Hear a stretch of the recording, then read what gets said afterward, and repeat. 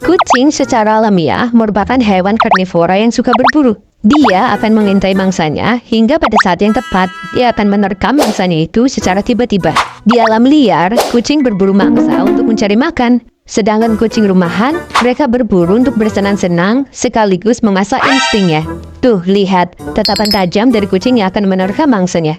Dan ya, dia langsung menerkam. Tapi kalau misalnya kucingnya kayak gini, mangsanya bukannya takut, malah keimutan ya. Hehe.